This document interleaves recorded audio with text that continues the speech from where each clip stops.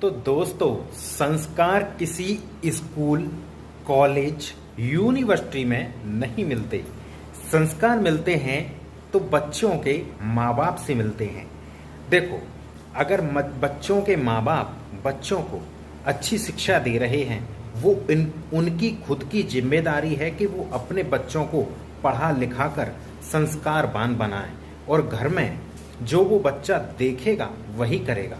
अगर एक तरफ की बात देख लो कि आपस में माता पिता कभी बच्चों के सामने लड़ाई झगड़ा ना करें। अगर वो लड़ रहे हैं, लड़ाई झगड़ा कर रहे हैं, तू मैं कर रहे हैं, तो वो बच्चे पर बहुत ही बुरा असर पड़ता है और उसके भविष्य पर बहुत ही बुरा असर पड़ता है। अगर आप माता पिता हो और आपके सास और आपके ससुर हैं, तो आप अपने सास ससुर की सेवा करो। अगर आप अपने सास ससुर की सेवा कर रहे हो तो वो बच्चा देख रहा है कि मेरे माता पिता भी मेरी मम्मी अपने सास ससुर की सेवा कर रही हैं और मेरे पिताजी भी अपनी माता और पिता की सेवा कर रहे हैं, तो वो गुण उसमें आएगा 100% आएगा, क्योंकि जो वो देखेगा वही वो करेगा। तो आप अपने बच्चों को संस्कारवान बनाएं। मैं फिर से कह रहा हूं कि संस्कार कभी स्कूल, कॉलेज, यूनिवर्सिटी में नहीं मिलता। वहां तो सिर्फ और सिर्फ केवल किताबों का ज्ञान दिया जाता है।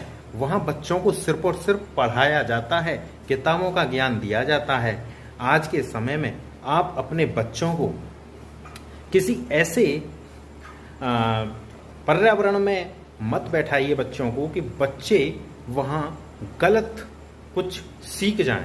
इसलिए बच्चों को उनका ख्याल रखिए और कदम कदम पर उनका ख्याल रखते रहिए कि वो क्या कहाँ बैठ रहे हैं। गलत लोगों में बिल्कुल भी, गलत संगति में मत बैठवाइए, अच्छे लोगों में बैठवाइए जिससे कि वो कुछ सीख सकें।